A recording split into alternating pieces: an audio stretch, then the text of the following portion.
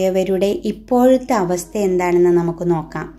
അപ്പോൾ നമുക്ക് എൻ്റെ ഈ റീഡിങ് നിങ്ങൾക്ക് ഇഷ്ടപ്പെടുകയാണെങ്കിൽ നിങ്ങൾ സബ്സ്ക്രൈബ് ചെയ്യുകയും എന്നെ ഫോളോ എന്നോടൊപ്പം കൂടുകയും ചെയ്യണം കേട്ടോ. നമ്മളുടെ ഈ റീഡിങ്ങിനകത്ത് ഫസ്റ്റ് നിരയിൽ വെച്ചിരിക്കുന്ന 6 കാർഡുകൾ എന്നത് നിങ്ങളും അവരും തമ്മിലുള്ള ഒരു പാസ്റ്റ് കണക്ഷനെ നോക്കാനായിട്ടാണ്. സെക്കൻഡും തേർഡും വെച്ചിരിക്കുന്നത് ഇപ്പോഴത്തെ അവരുടെ അവസ്ഥയെക്കുറിച്ചും പിന്നെ ഏഞ്ചൽ മെസ്സേജുമാണ് കേട്ടോ നമ്മൾ നോക്കുന്നത്. ഫസ്റ്റ് തന്നെ നിങ്ങളുടെ പാസ്റ്റ് ലൈഫ്, നിങ്ങളും ആ വ്യക്തിയും തമ്മിലുണ്ടായിരുന്ന പാസ്റ്റ് ലൈഫ് എന്ന് പറയുന്നത് തന്നെ നമുക്ക് വളരെ ദുഃഖം തോന്നിക്കുന്ന ഒരു അവസ്ഥയാണ്. കാരണം ഈ ഒരു ബന്ധം തുടങ്ങിയപ്പോൾ തന്നെ നിങ്ങളുടെ ഒരു ആവേശത്തിനോ എന്തോ ഒരു നിമിഷത്തെ ഒരു തോന്നലിലാണ് നിങ്ങൾ ഈ ബന്ധത്തിൽ ചെന്ന് ചാടുന്നത്. ചിലപ്പോൾ ശരി തെറ്റുകളൊന്നും മനസ്സിലാക്കാതെ നിങ്ങൾ ആ ബന്ധത്തിൽ ചെന്നു എന്ന് തന്നെ പറയാം. ഈ ബന്ധം തുടങ്ങിയപ്പോൾ മുതൽ നിങ്ങൾക്ക് നെഗറ്റീവും ദുഃഖങ്ങളും മാത്രമാണ് സമ്മാനിച്ചിട്ടുള്ളൂ. അതിനപ്പുറം നിങ്ങൾക്ക് യാതൊരു റെസ്പെക്റ്റോ പരിഗണനയോ ഒന്നും ലഭിക്കാതെ നിങ്ങൾ ഒരുപാട് ചൂഷണം ചെയ്യപ്പെട്ടു ഈ ബന്ധത്തിൽ എന്നാണ് കാണിക്കുന്നത്.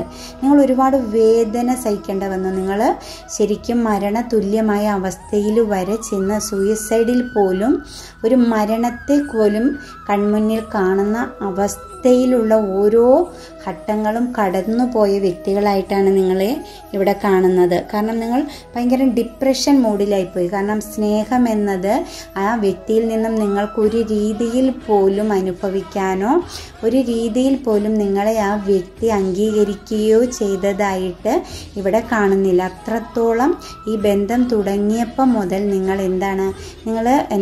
ചൂഷണം ചെയ്യപ്പെടുകയാണ് ചെയ്തത്. ഒരിക്കൽ പോലും നിങ്ങൾ ആഗ്രഹിച്ച സ്നേഹത്തിൻ്റെ ഒരു അംശം പോലും നിങ്ങൾക്ക് ആ വ്യക്തിയിൽ നിന്നും ലഭ്യമായിട്ടില്ല. പലവട്ടം നിങ്ങൾ എങ്ങോട്ടെങ്കിലും പോയി മറിഞ്ഞാൽ ഇത് അവസാനിപ്പിച്ചാലോ, ഇനി ഈ ബന്ധം വേണ്ട എന്ന് പലവട്ടം നിങ്ങൾ ചിന്തിച്ചെങ്കിലും നിങ്ങൾക്ക് ഒരിക്കലും ആ ഒരു തീരുമാനം പൂർണ്ണമാക്കാൻ സാധിച്ചില്ല. നിങ്ങൾക്ക് ഒരിക്കലും ആ തീരുമാനത്തെ എന്നാൽ വേണ്ട എന്ന് വെക്കാനായിട്ട് നിങ്ങൾക്ക് സാധിക്കുന്നുമില്ല. എന്നാൽ അത് കൊണ്ടുപോകാനും മുന്നോട്ട് അതിനെ കൊണ്ടുപോകുവാനും നിങ്ങൾക്ക് സാധിക്കുന്നില്ലായിരുന്നു. അത്രത്തോളം ഒരു പെട്ട അവസ്ഥയിലായിരുന്നു. കഴിച്ചിട്ട് ഇറക്കാനും വയ്യ, മതിരിച്ചിട്ട് തുപ്പാനും വയ്യ എന്ന ഒരു മാനസിക അവസ്ഥയിലൂടെയാണ് നിങ്ങൾ ഈ ബന്ധത്തിൽ അനുഭവിച്ചത്. ഈ ബന്ധത്തിൽ നിങ്ങൾ അനുഭവിച്ചത് മാത്രവുമല്ല, നിങ്ങൾക്ക് ഉറക്കം നഷ്ടപ്പെടുകയും നിങ്ങൾ ശരിക്കും ഡിപ്രഷൻ മൂഡിലേക്കൊക്കെ പോയിട്ടുണ്ട് ഒരുപാട് പേര്. കാരണം നിങ്ങൾക്ക് ശരിക്കും പറഞ്ഞാൽ നിങ്ങളുടെ ഒരു കാര്യങ്ങളിൽ ശ്രദ്ധ കൊടുക്കാനോ വീടിനകത്താണെങ്കിലും അതുപോലെ പുറത്താണെങ്കിലും നിങ്ങൾക്ക് മറ്റുള്ളവരുമായിട്ട് മിങ്കിൾ ചെയ്യാനോ ഒന്നും പറ്റാതെ നിങ്ങൾ ഒറ്റപ്പെട്ട് മാറി നടക്കാൻ ആഗ്രഹിച്ചു. ഈ ബന്ധത്തിൻ്റെ പുറത്ത് നിങ്ങൾ ഒരിക്കലും ഈ ബന്ധത്തിലൊരു സന്തോഷമല്ല നിങ്ങൾക്ക് തന്നത്. പൂർണ്ണമായും ദുഃഖം മാത്രമാണ് ഈ ബന്ധം നിങ്ങൾക്ക് നൽകിയുള്ളൂ. നിങ്ങൾ ശരിക്കും ഒറ്റപ്പെട്ട് മാറി ആരുമായിട്ട് സഹകരിക്കാത്ത വിധവും ആരോടും മനസ്സ് തുറന്ന് സംസാരിക്കാനോ മനസ്സ് തുറന്ന് ചിരിക്കാനോ അല്ലെങ്കിൽ ഒരു ആഘോഷങ്ങളോ ബന്ധങ്ങളോ ഒന്നും നിങ്ങൾക്ക് ഒന്നും ആസ്വദിക്കാൻ പോലും കഴിയാത്ത വിധം നിങ്ങൾ പെട്ടുപോയി. നിങ്ങൾ ശരിക്കും മൂവ് ഓൺ ചെയ്യാൻ പറ്റാതെ, മുന്നോട്ട് പോകാൻ പറ്റാതെ, രക്ഷപ്പെടാൻ പറ്റാതെ ഈ ബന്ധത്തിൽ പെട്ടുപോയി നിന്നു. നിങ്ങൾ ഒരുപാട് അനുഭവിച്ചു. നിങ്ങൾ ശരിക്കും ചീറ്റിങ് ചെയ്യുകയായിരുന്നു ആ വ്യക്തി.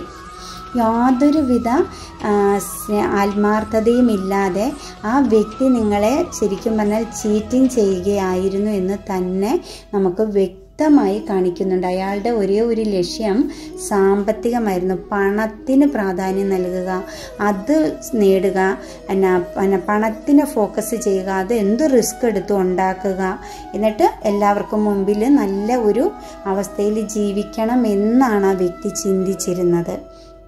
അല്ലാണ്ട് നിങ്ങളെന്ന് പറയുന്ന ഒരു വ്യക്തിക്ക് യാതൊരുവിധ ഒരു മാനുഷിക പരിഗണനയും ആ വ്യക്തിയിൽ നിന്നും നിങ്ങൾക്ക് ലഭിച്ചിട്ടില്ല എന്നാണ് ഈ റീഡിങ്ങിൽ വ്യക്തമായി കാണിക്കുന്നത്. ഇത് ആരൊക്കെ റെസണേറ്റ് ആവുമെന്ന് എനിക്കറിയില്ല.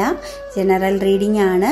വളരെ വളരെ മോശമായ, വളരെ ഒരുപാട് പറയാൻ കഴിയുന്നതിനും അപ്പുറം വേദനാജനകമായ ഒരു അവസ്ഥ കടന്നാണ് നിങ്ങളിപ്പോൾ നിൽക്കുന്നതും ആ വ്യക്തി നിങ്ങളെ വിട്ടിട്ട് പോയതും. ഇപ്പോൾ ആ വ്യക്തിയുടെ അവസ്ഥയെന്ന് പറയുന്നത് വളരെ, നിങ്ങൾ എന്താണോ അനുഭവിച്ചത്, നിങ്ങൾ ഏതൊക്കെ അവസ്ഥയിലൂടെയാണോ കടന്നു പോയിക്കൊണ്ടിരിക്കുന്നത്, ആ അവസ്ഥകളിലൂടെ എല്ലാം ഇന്ന് ഈ വ്യക്തി കടന്നു പോവുകയാണ്. അയാൾ ചെന്നെത്തിയ സ്ഥലത്തുനിന്ന് അയാൾക്ക് ലഭ്യമായത്, അയാൾ നിങ്ങളെ ഈ ബന്ധത്തിലേക്ക് കൊണ്ടെത്തിച്ചപ്പോൾ എന്തെല്ലാമാണോ നിങ്ങൾ ആദ്യം അനുഭവിച്ചത്, അതേ ഹൃദയവേദനയിലൂടെ തന്നെയാണ് ഇന്ന് അയാൾ കടന്നു പോയിക്കൊണ്ടിരിക്കുന്നത്. അയാൾ ചെന്ന് പെട്ട നിമിഷം മുതൽ അയാൾക്കും അതേ അവസ്ഥ. എന്ന് പറഞ്ഞാൽ എട്ടനെ പൊട്ടൻ ചതിച്ചാൽ പൊട്ടനെ ദൈവം ചതിക്കും എന്ന് പറഞ്ഞ അതേ അവസ്ഥയിലൂടെയാണ് കടന്നു പോകുന്നത്. ചുമക്കാൻ വയ്യാത്ത ബർഡനാണ് അയാൾ ചുമക്കുന്നത്. ഇപ്പം നിങ്ങൾ അനുഭവിച്ചതിനേക്കാൾ കൂടുതൽ അവസ്ഥയിലൂടെയാണ് അയാൾ കടന്നു പോകുന്നത്. അയാൾക്ക് ഇനി ഒന്നും അനുഭവിക്കാനില്ല എന്ന അവസ്ഥ തന്നെയാണ് സ്റ്റാർട്ടിങ്ങിൽ. ഒരുപാട് അയാൾ പണത്തെ ആഗ്രഹിച്ചു. പണമെന്ന ഒരു കാര്യത്തിന് നിങ്ങൾക്ക് ഒരു പരിഗണനയും നൽകാതെ പോയ ആ വ്യക്തി ഇന്ന് പണത്തിന് വേണ്ടി അയാൾക്ക് എത്ര പണിയെടുത്താലും എന്തെല്ലാം ചെയ്താലും അയാൾക്കിടെ കയ്യിലില്ലാത്തത് പണമാണ്. അല്ലെങ്കിൽ അയാൾ എന്തു സുഖസൗകര്യമാണോ ആഗ്രഹിച്ച് നിങ്ങളെ വിട്ടുപോയത്, എന്തു സുഖം അല്ലെങ്കിൽ നിങ്ങളിൽ എന്തു കുറവാണോ കണ്ട് നിങ്ങളെ വേണ്ട എന്ന് വിട്ടേച്ചു പോയത്, ആ കാര്യം അയാൾ എത്ര ശ്രമിച്ചിട്ടും അയാൾക്ക് ലഭ്യമാകാത്ത വിധം അയാൾ ബർഡൻ ചുമക്കുകയാണ്. അയാൾക്ക് ഇപ്പം മനസ്സിലാവുന്നു നഷ്ടപ്പെടുത്തിയതിൻ്റെ വില എന്താണെന്ന്. അയാൾ നിരാശയിലാണ്. കഴിഞ്ഞുപോയ താൻ ചെയ്ത ആ ഒരു പ്രവൃത്തിയിൽ താൻ ചെയ്ത തെറ്റിൻ്റെ ഫലമാണ് ഞാനിപ്പോൾ അനുഭവിക്കുന്നതെന്നത് അയാൾ വ്യക്തമായി മനസ്സിലാക്കിയിരിക്കുകയാണ്. അയാൾക്കൊരു കാരണവശാലും ഒന്നിലും സാറ്റിസ്ഫൈഡ് ആവാൻ പറ്റുന്നില്ല. അയാൾക്ക് മുന്നിൽ വീണ്ടും വീണ്ടും ഒരുപാട് ഓപ്ഷൻസ് വരുന്നുണ്ട്, ഒരുപാട് അവസരങ്ങൾ വരുന്നുണ്ട്. പക്ഷേ അയാൾക്ക് ഭയമാണിപ്പം. എന്തിനേയും സ്വീകരിക്കാൻ അയാൾക്ക് ഭയം തട്ടിയിരിക്കുകയാണ്. അയാൾക്ക് മുന്നിൽ ഇരിക്കുന്നതും വേണ്ട, പുതിയത് വരുന്നതും വേണ്ട. അയാൾ എല്ലാത്തിനെയും അവോയ്ഡ് ചെയ്ത് ഒന്നിൻ്റെയും അയാൾക്ക് ശ്രദ്ധ കൊടുക്കാനോ ഒരു കാര്യവും അയാൾക്ക് ഒരു രീതിയിലും അക്സെപ്റ്റ് ചെയ്യാനോ പറ്റാതെ അയാൾ നിരാശനായി തീർന്നിരിക്കുവാണ്. കാരണം അയാളുടെ ഉള്ളിൽ ഭയം തട്ടിയിരിക്കുകയാണ്. അയാൾക്ക് മുന്നോട്ട് മൂവ് ഓൺ ചെയ്യാൻ വയ്യാത്ത വിധം അയാൾ ഭയം തട്ടി നിൽക്കുകയാണിപ്പോൾ. അതുപോലെ തന്നെ അയാളുടെ കൈകളും കണ്ണുകളും കെട്ടപ്പെട്ട അവസ്ഥയാണ്. കാരണം അയാൾക്ക് ഇനി അയാൾ ചെയ്ത ആ ഒരു തെറ്റിൻ്റെ ഫലം എന്താണെന്നുള്ളൊരു ബോധം അയാൾക്ക് വന്നിട്ടുണ്ട്. അയാൾ ചെയ്ത ആ ഒരു നെഗറ്റീവിൻ്റെ ഫലമാണ് ഞാനിപ്പോൾ അനുഭവിക്കുന്നതെന്ന് മനസ്സിലായിട്ട് അയാൾക്ക് നെക്സ്റ്റ് ആക്ഷൻ എടുക്കാൻ പറ്റുന്നില്ല. അയാളുടെ കണ്ണും കയ്യും കെട്ടി അയാൾ സ്റ്റക്കായിട്ട് അയാൾ ഓട്ടോമാറ്റിക്കലി നിൽക്കുകയാണ്. ഭൂതകാലത്തിലും വർത്തമാനത്തിലുമായിട്ട് അയാൾ പെട്ട് നിൽക്കുകയാണ്. അയാൾക്ക് മൂവ് ഓൺ ചെയ്യാൻ ഒരു കാരണവശാലും സാധിക്കുന്നില്ല. അയാൾ ഒറ്റപ്പെട്ടു. അയാൾക്ക് മുന്നിലൊക്കെ അവസരമൊക്കെ ഉണ്ട്, കഴിവൊക്കെ ഉള്ള നല്ല സ്കിൽസൊക്കെ ഉള്ള വ്യക്തി ആയിരുന്നു.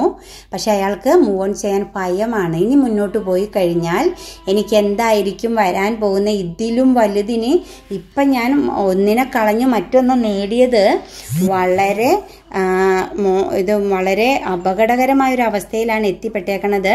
ഇനി ഞാൻ മുന്നോട്ട് പോയി കഴിഞ്ഞാൽ എനിക്ക് എന്തു പറ്റുമെന്ന് ഉള്ള ഒരു ഭയമുണ്ട്. അയാൾ ഒരു വ്യക്തികളുമായിട്ട് നിങ്ങൾ എങ്ങനെ ഒറ്റപ്പെട്ട് നിങ്ങൾ ഹൃദയം തകർന്ന് നിന്നോ അതിലും ഇരട്ടിയായിട്ട് അയാളിപ്പോൾ ഹൃദയം തകർന്ന് നിൽക്കുകയായിട്ട് തന്നെയാണ് വ്യക്തമായിട്ടാണ് നമുക്ക് നമ്മുടെ ടാറോ റീഡിംഗ് തന്നിരിക്കുന്നത്. അയാൾ കരിയറിലേക്ക് ഒന്ന് ഫോക്കസ് ചെയ്ത് ഇന്ന് റിസ്ക് എടുത്താലോ എന്നൊക്കെ അയാൾ ചിന്തിക്കുന്നുണ്ട്. എന്നാൽ ഇനിയിപ്പം അടുത്തൊരു മാർഗ്ഗം, ഇനി മറ്റെല്ലാം ഉപേക്ഷിച്ച് മെറ്റീരിയലിസ്റ്റായ എല്ലാ കാര്യങ്ങളും ഉപേക്ഷിച്ചിട്ട് ഒന്ന് കരിയറിലേക്ക് ഒന്ന് ഫോക്കസ് ചെയ്താലോ, ഒന്ന് റിസ്ക് എടുത്ത് നോക്കിയാലോ, ഒന്ന് മുന്നോട്ട് പോയി നോക്കിയാലോ എന്നുണ്ടെങ്കിലും അയാൾക്ക് ഉള്ളിൽ അയാൾ ചെയ്ത ഭൂതകാലത്തിലെ തെറ്റ്, അയാൾ അന്ന് കാണിച്ചു കൂട്ടിയ ആ ഒരു നെഗറ്റിവിറ്റീനെ ഓർത്ത് അയാൾക്കിന്ന് ഭയമാണ്. അയാൾ മരണതുല്യം. നിങ്ങൾ ഏത് അവസ്ഥയിൽ നിന്നോ അതേ അവസ്ഥയിൽ അയാൾ തകർന്ന് മരണതുല്യമായി. പിന്നിലേക്ക് പോരാനും അയാൾക്ക് ഭയം. നിങ്ങളിലേക്ക് തിരിച്ചു വരണമെന്ന് അയാൾ അമിതമായിട്ട് ആഗ്രഹിക്കുന്നു. പക്ഷെ അയാൾക്ക് വരാൻ സാധിക്കുന്നില്ല. അയാൾ മരണതുല്യനായി. അയാൾക്ക് എഴുന്നേൽക്കണമെന്നുണ്ട്. വീണ്ടും നിങ്ങൾക്ക് മുന്നിൽ വന്ന് മാപ്പ് പറഞ്ഞ് നിങ്ങളിലേക്ക് എത്തിപ്പെട്ടിരുന്നു എങ്കിൽ എന്നയാൾ ആഗ്രഹിക്കുന്നുണ്ട്. പക്ഷേ അയാൾക്ക് ഒരു കാരണവശാലും വീണു പോയടുത്തുനിന്ന് എഴുന്നേൽക്കാൻ പറ്റുന്നില്ല. അയാൾ തകർന്ന് പൂർണ്ണമായും അയാൾ മരണതുല്യനായി കഴിഞ്ഞിരിക്കുകയാണ് മാനസികമായിട്ട്. ഇത് കാലചക്രത്തിൻ്റെയാണ്, ഇത് കർമ്മയുടെ ഫലമാണ്. ഇത് യൂണിവേഴ്സ് നൽകിയിരിക്കുന്ന, കറക്റ്റായിട്ടും യൂണിവേഴ്സിൻ്റെ കൈ പതിഞ്ഞിരിക്കുന്ന ഒരു ശിക്ഷാവിധി തന്നെയാണ് ഈ വ്യക്തി അനുഭവിക്കുന്നത്.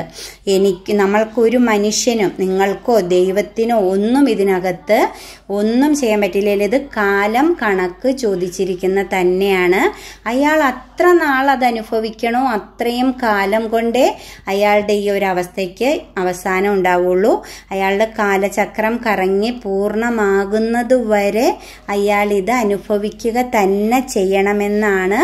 കർമ്മയുടെ ഫലമാണ്, അവൻ ചെയ്തതിൻ്റെ ഫലം അവന് ലഭിക്കുന്നു. അതായത് കാലം കണക്ക് ചോദിക്കും എന്ന് പറഞ്ഞത് തന്നെയാണ് നമുക്കിവിടെ കാണാൻ പറ്റിയത്.